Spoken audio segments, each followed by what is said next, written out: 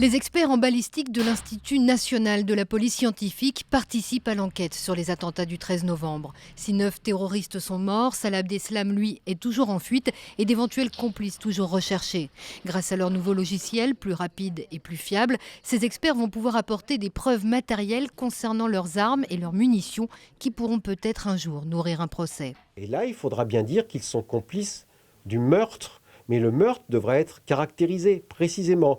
Le meurtre commis par telle personne, dont on a retrouvé l'ADN ou les empreintes digitales sur telle arme, qui a tiré tel projectile, qui a atteint telle victime. Et grâce à ce nouveau fichier national d'identification balistique, le FNIB, les experts de la police et de la gendarmerie gagnent un temps précieux. Après un tir-test effectué avec les armes saisies, ces experts analysent les douilles dans cet ordinateur.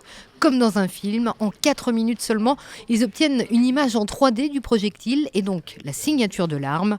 Le FNIB permet également de comparer en temps réel cette signature avec celle laissée sur des douilles saisies dans d'autres affaires.